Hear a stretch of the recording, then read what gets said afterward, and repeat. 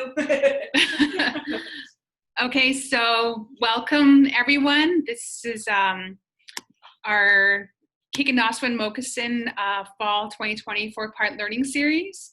We are doing 4 sessions this fall, and as part of the Canada College program within the First Peoples Center, it's the Canada College's Kikandaaswiwin Mookiisin Indigenous STEAM program: science, technology, engineering, arts, and mathematics.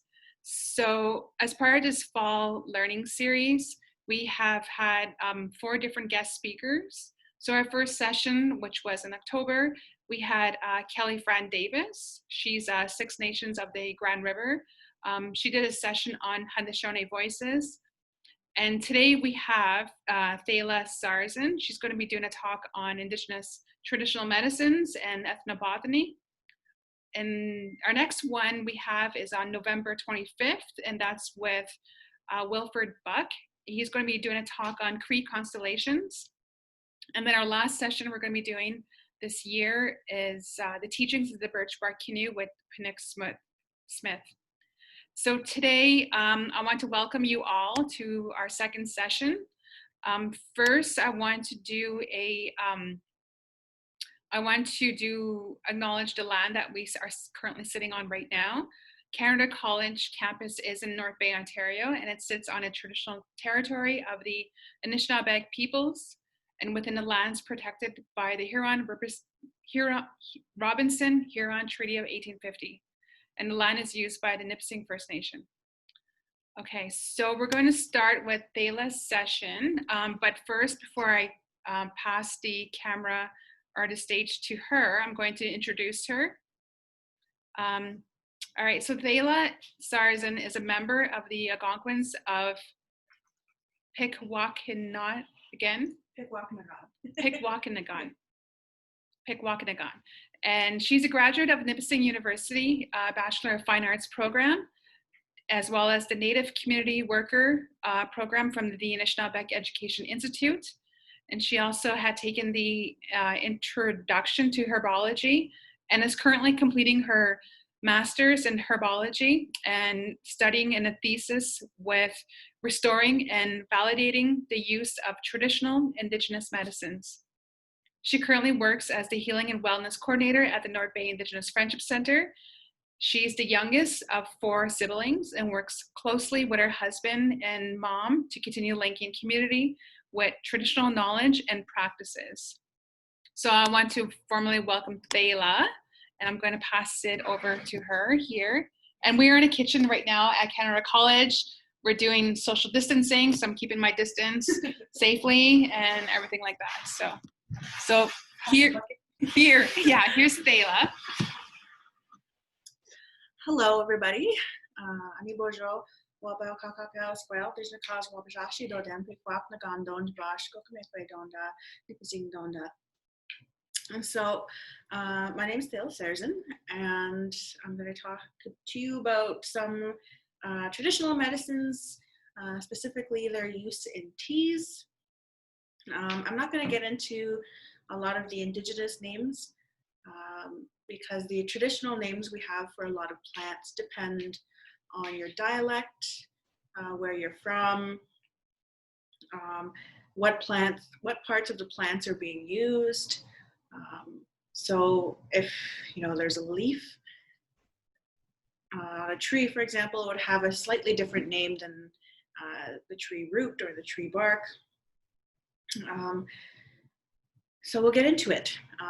So rules of thumb for making tea: you boil your water first. You never want to boil the tea with the plant in it, because most of the time that will just kill all the nutrients in the plant, or through the steam it'll dissipate. So what you'll do is you'll boil your water through either a kettle or a pot, and then you'll put your plant in and steep it. Usually it's about 5 to 10 minutes, sometimes shorter for herbs that have more delicate, like mint, sometimes longer if you have like a root or a chaga fungus, or like really barky leaves. When you're introducing new plants into your diet, you always want to start with weaker or younger plants as a rule of thumb, because it makes sure that your body can start handling it. It introduces it to your body so your body can process it without making you sick. Before you take your medicines, you always want to offer tobacco and ask that plant, introduce yourself and ask that plant for the medicine, and tell that plant what you're going to use it for, because these plants have spirits and they listen to you. All of these plants, they all have different uses for your body, and those uses vary depending on what you need. So when you use a plant and you ask for that medicine, the spirit of that plant will work with your body in the way that you need it to. Everything else will flow out of your body. Anything else that you don't need. So for example, if you need willow bark to help because there's pain in your body, like say your hand's hurting, for example, that willow bark or that willow tree will work with that. And then any part of that bark, any nutrients or minerals that your body has in excess, it'll go out through, you'll poop it out, or it'll go through your urine. So those are just kind of the basics. We'll start with tansy today. So tansy is about 1 to 3 foot plant. It has these very peculiar little buttons, yellow buttons, and it's a very strong plant. It has a chemical in it called thujone, which is really strong, but it can make you sick in very large doses. So what's used normally, how you use it is you leach it. So you'll set it in water, and then you'll discard that water, and then you can make a tea out of it. Or you can use that water as a wash instead of a tea. It's better to use it when it's young, again, because it's not the medicine in it isn't as strong. And the plant itself has a very strong, almost like a spicy, citrusy kind of scent. It's actually really good for keeping mosquitoes and other bugs away during the summer. And it's very woody, has a really woody stem. It's very similar to yarrow, actually, which is the next plant we're going to talk about. All these plants that I'm going to talk about today have very similar uses. A lot of them are good for fevers, colds, reducing inflammation, helping to improve circulation in your body, diabetes, things like that. So you'll probably hear a lot of repetition as we go. But the yarrow, it's good for the kidneys. It's good for low fevers, so fevers that haven't gotten quite bad yet. Muscle spasms, and it can be very calming for some people. The next plant, which is the yarrow, it has kind of like these, it's kind of like squirrel tail. It's what they call it in the language. It kind of looks like squirrel tail. And it has these little heads of white flowers. These ones aren't quite white because it's all dried plants. But it has these little clusters of white flowers. And it's a really good plant for me to say, you really need to know what you're picking as well, because there are similar plants that look close to yarrow. For example, tansy, it has the yellow buttons instead of the white flowers. Queen Anne's lace looks very similar, but it has very much larger heads of white flowers, and the leaves look slightly different. But yarrow is one of the plants that is notorious for being able to stop bleeding. So what we do is when we have it dried, we can powder it, and we can either have it as a tea, or we can put it on a wound. And you can even put it fresh on a wound, and it'll help stop bleeding. internal or external. So inside or outside bleeding. It doesn't have as much of an aroma or a strong smell as the tansy, but it does kind of smell green. It's a kind of greenish, fresh smell. Again, it's good for fevers, colds. It's one of the plants that will make you sweat when you have it as a tea.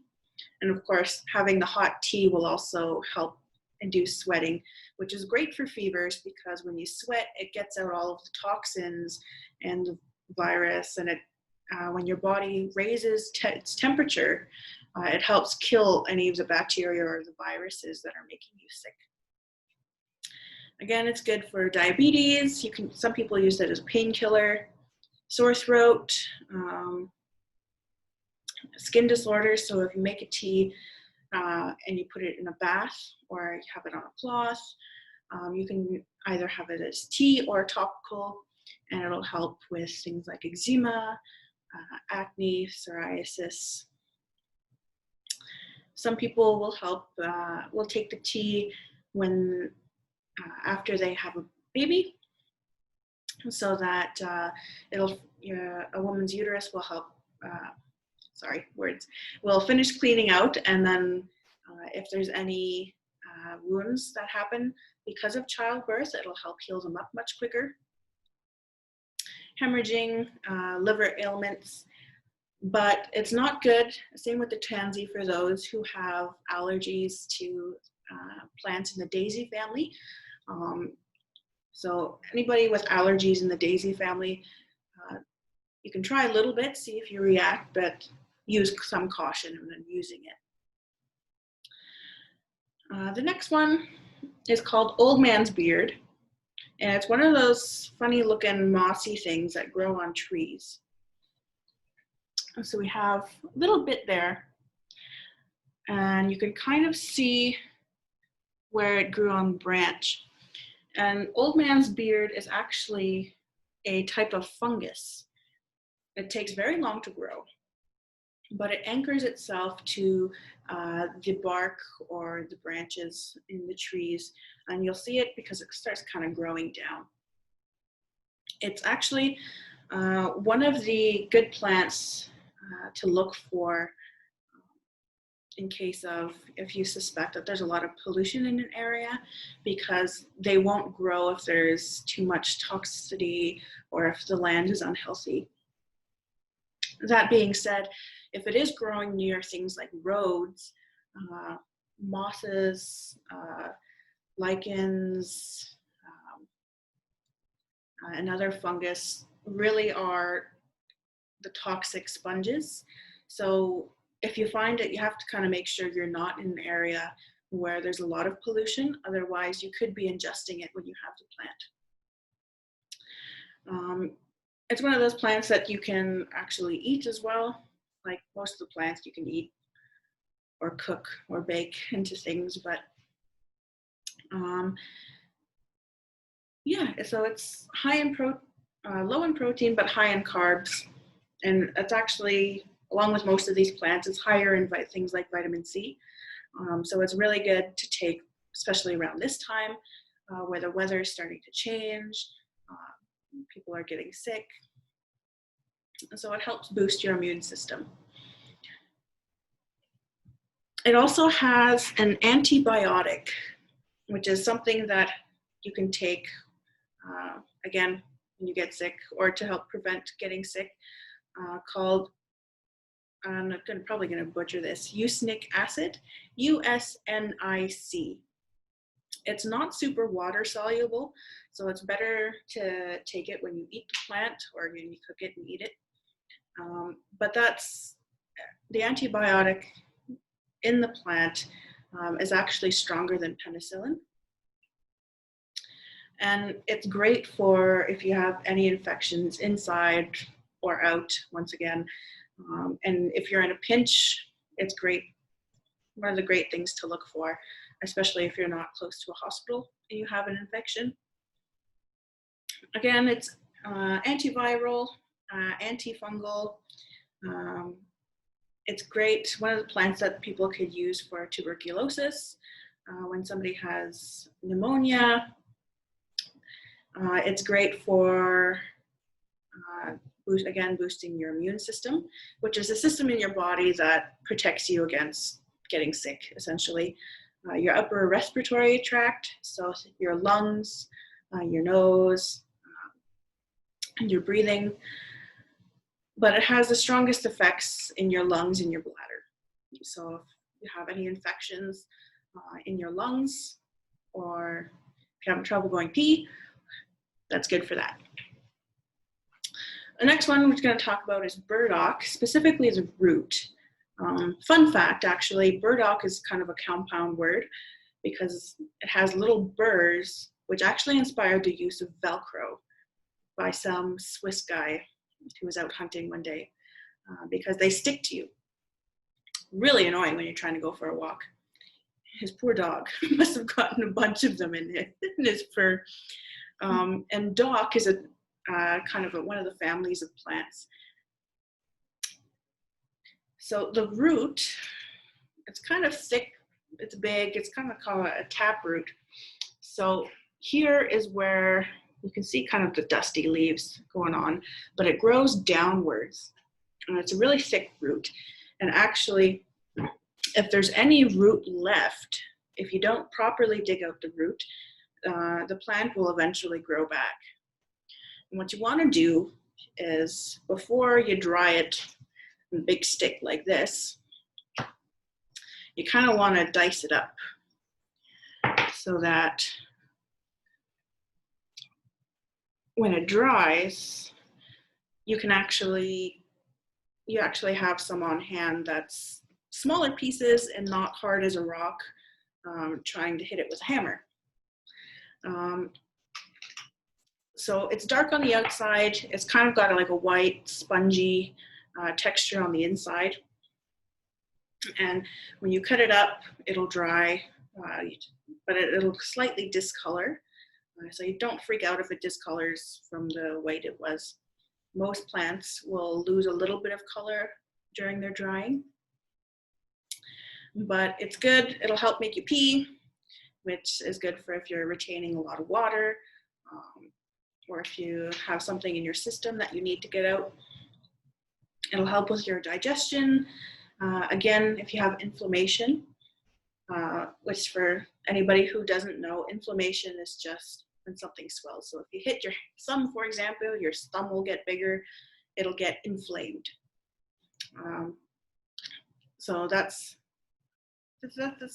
kind of swelling is what we call inflammation, because a lot of blood is rushing to the area that's injured, and it's trying to heal up. And usually it gets really hot when it gets inflamed too, but burdock root will help with that. It's one of the plants that helps with purifying the blood. And normally any plants that help purify the blood is also good for cancer. It'll help flush the cancer out, break it up, and destroy any extra cells that are not where they should be. It helps increase your circulation in your body, so it helps your blood go to where it needs to be. Again, it reduces fevers and colds. It can help with joint pain, bladder infections, and because it helps purify the blood, it can help with skin issues. Again, things like acne. The skin is just another big organ, so when you have things like acne or other infections that happen, it's just the body trying to get out something bad. So burdock root is one of those plants that can help your body flush out toxins or bacteria faster, so that you can return to health, good health. Again, little allergy warning. Some people who are allergic to chrysanthemums, which is a type of flower, another type of flower, might be allergic to burdock, as well as some people who are allergic to the daisy family might also react to the burdock. So there's a bit of caution there. Next is birch. I'm talking specifically about the bark, although the whole birch tree can be used. A lot of people will make tea from the wood. They'll tap the tree for its sap in the spring, but I'm talking about the bark today. Fairly simple, a lot of uses. A lot of people will make it into baskets and other things. The tree itself is a big fan of water and well-drained soil, so you'll find it towards a lot of like the sandier kind of areas, maybe by beaches. But yeah, it loves water. Bogs sometimes. The bark itself is best collected in spring when there's a certain time, some people will say when the black flies are the worst, when you can cut the tree vertically and the bark will just peel off. And part of that is because there's so much water flowing through the tree. And the spring and the summer is the time where the tree really has a lot of that new growth. So it won't kill the tree. But you really don't want to dig into too much into the inner bark or the tree itself, because that could damage the tree more, unless you're doing that for if you're trying to get the sap out of the tree, or if you're cutting down like the whole tree from firewood or something. Again, it's one of those that are good for tuberculosis, lung troubles, any women's troubles, tonsillitis, sore throat, colds. It's a really good anti-inflammatory. So it's really good for things like arthritis or pain. And it's one of those plants that you can use multiple times. So for example, unlike something like mint, that's a little lighter, it will lose a lot of the chemicals and the medicines after one cup or after one boiling. But things like bark, you can have multiple times, and after like maybe the 4th or 5th time, it'll lose most of the medicine, so that you can either use it for something else or you can discard it back onto the land. The balsam, also called the gum tree, mine's a little flat because I had to transport it, but it kind of looks like this. There's a top side and a bottom side to the balsam, and you'll kind of notice if anybody's ever used it, it's one of those kind of trees that you can use when you're out camping or whatever. You just put it on the ground. But the tree will bend slightly, and it'll be a little more green on the top side than it is on the bottom side. So you can see it has a little bit of an arch to it. And the trunk is more noticeable because it'll have little blisters on it.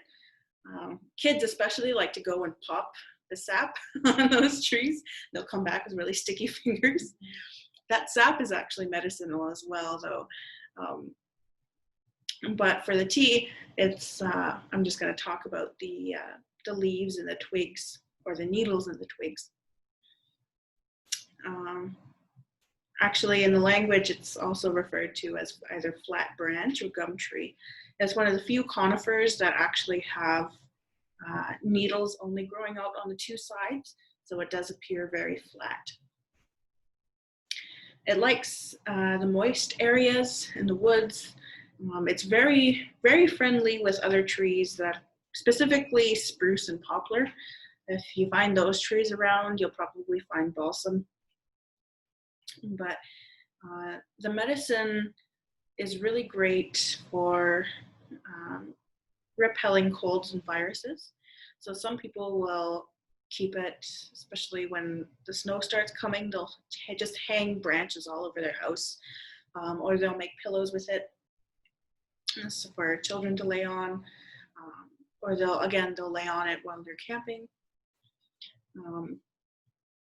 You can, for the tea, you can make it for colds, sore throats, flu, tuberculosis, pretty much anything. It's one of those all-around plants. Some people will use it for asthma, jaundice, bladder infections and inflammation. bronchitis, worms, sciatica,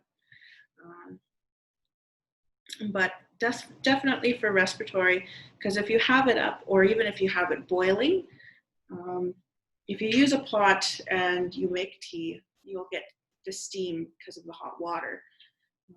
And that steam will help and kill anything that's in the air. And you can use this use that method to help make sure that your home is clean so that you don't get sick in your home, or if somebody is already sick, it doesn't pass to somebody else in the home. You can use that method for the balsam. Blue spruce does the same. Cedar, people will do it with cedar, and pretty much any of the conifer trees. Pine, same thing, which is actually our next one. Pine is very distinct. It's very noticeable because it has a really long needles. Most of the time they'll grow in little clusters like that. Little clusters. I'm making a mess of your laptop. But the pine trees usually get a little bigger, a little taller. They'll spread out a little more. But they're very similar in properties to most of the other conifer trees. Pretty much the only conifer that you don't want to use without what's it called? Somebody looking after you is really the hemlock. The hemlock's the one that you really kind of got to watch out for, because it's really easy to get sick from using too much of that, because it's super strong and it's not one of the human-friendly trees that have needles. Again, it's high in vitamin C, so it'll help prevent getting sick. It actually also has a lot of vitamin A, which is great for your hair, your skin, and your eyesight, as well as red blood cell production. Again, good for coughs, colds, congestion. One of the things about congestion, usually when you're sick, you get stuffy nose, runny nose, it's hard to breathe. That's pretty much describes congestion, but it'll help loosen all of that mucus, it's called, all that mucus up so that you can get rid of it, and that'll help you get better faster.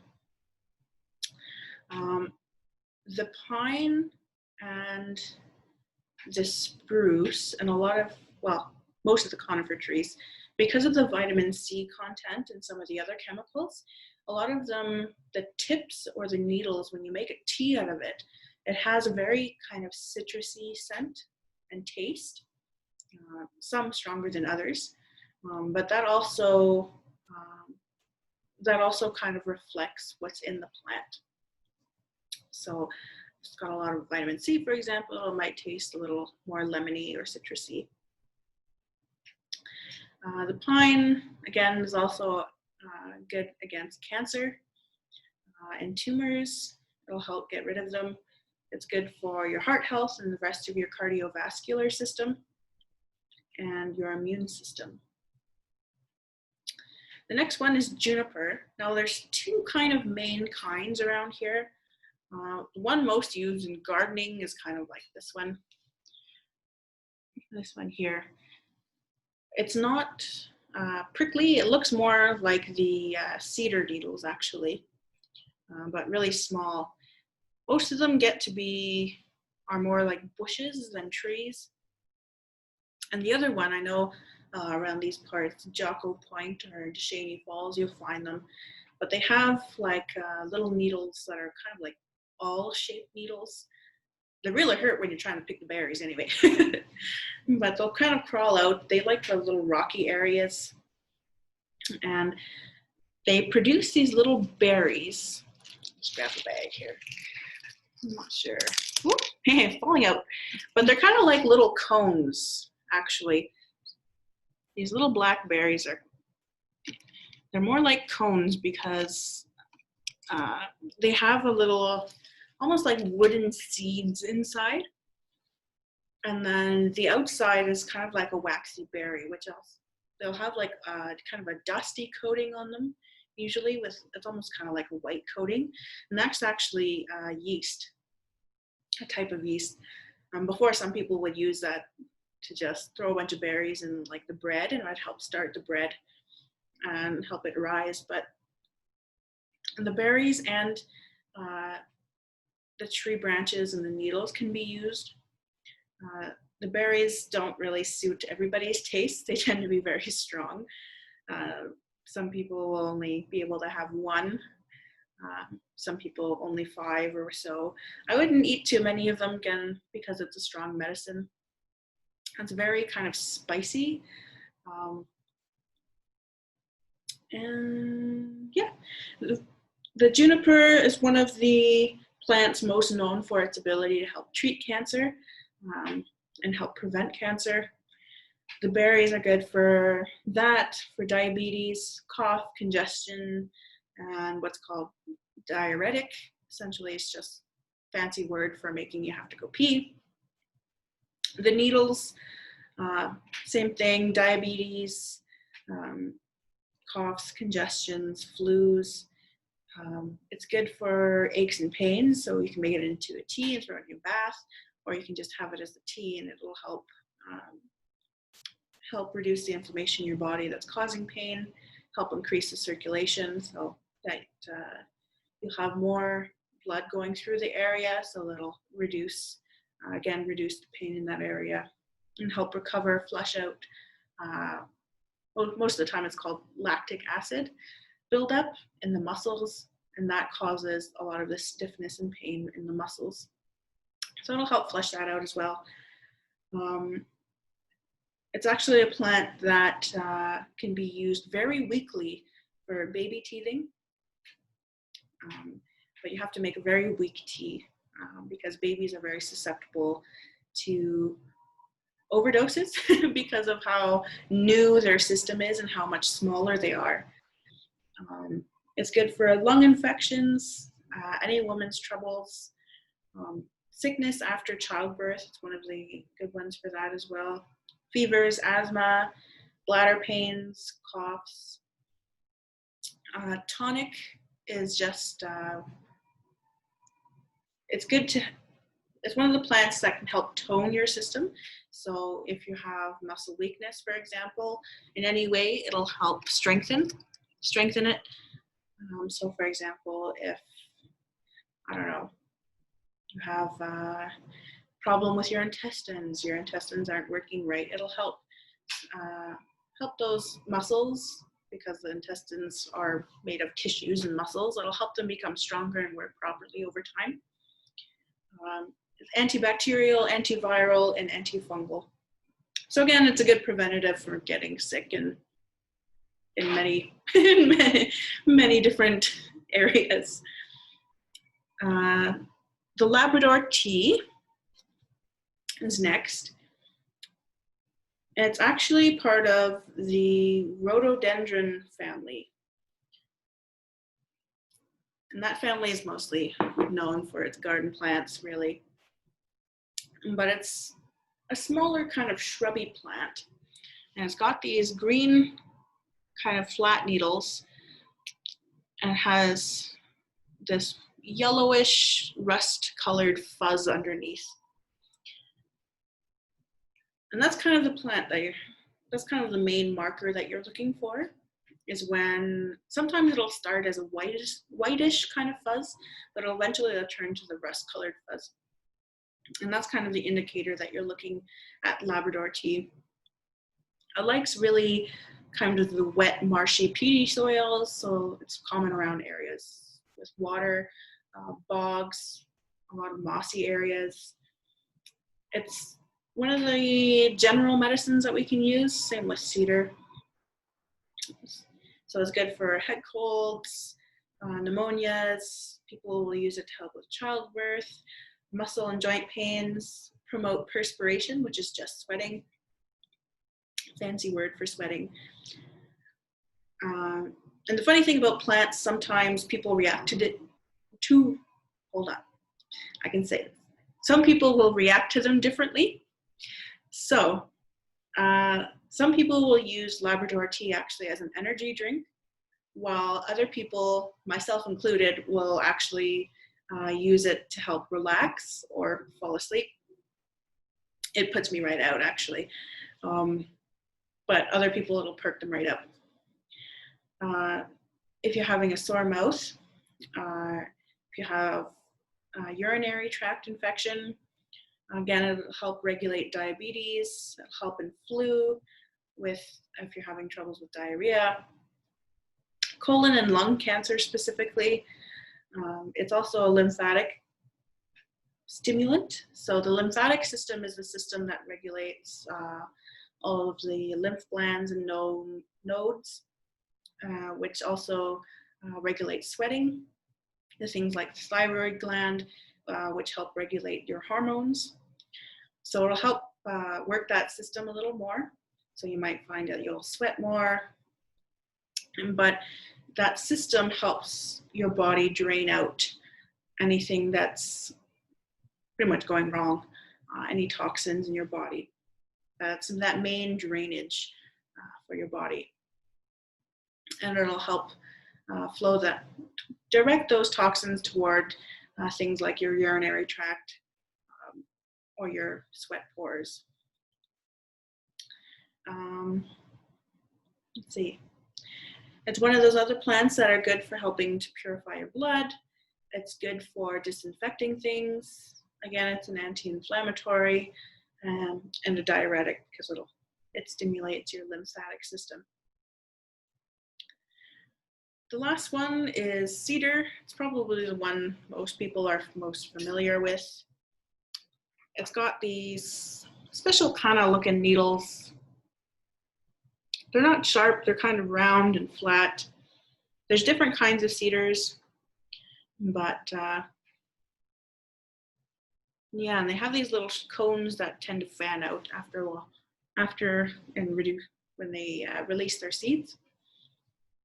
But it's got a very distinct, a very strong kind of smell. You can kind of recognize it right away if you crush it or if you rub it between your hands. Very popular smell. It's one of the plants that are known for helping the Europeans who came over recover from scurvy. So it's also very known for being high in vitamin C. But it also contains sujone, which, same as tansy, can be very toxic in high doses, or can what's called an emetic, which means it irritates your stomach and your system. It'll make you throw up, or it'll make you sick in various different ways. It might give you a headache. So normally you don't want to have it as super strong tea, although some people who are used to having cedar can handle strong tea. Some people actually like it. Most people prefer lighter cedar tea though. And it's one of those plants that you can have it or steep it multiple times. Some people will steep it down to make a concentrate. So they'll make a really, really, really strong tea, and they'll put it in the fridge, save it for later. And they'll put a little bit in the bottom of a cup and put the rest with water, and they'll just water it down. They can use that for like a long while. But it's great for fevers, rheumatic pains, chest colds, flus, if you're having heart problems. It's one of those ones that can help with cancer as well. It'll help loosen your phlegm, and if you're congested, it'll help with that. It's anti-inflammatory, antiviral, antifungal, and same with the yarrow specifically and the Labrador tea. The cedar is also what's called as astringent, which means that it just contracts the muscles or the cells. So, for example, if you have a really strong tea, you might notice your tongue or your mouth feels a little dry, and that's called astringency. So what's happening is the cells in your tongue or your mucus cells or your throat are just contracting, and it feels tight and it feels dry. And I think that's it. That's all I've got for today. That's wonderful. How are we doing? Oh, we're not bad. We're doing good. Yeah, it's 7:45. Yeah. Okay. That's pretty good. I'm on time. Yeah. So we have Cody that joined us online here. All right, I'm going to stop recording, and then we could do Q&A.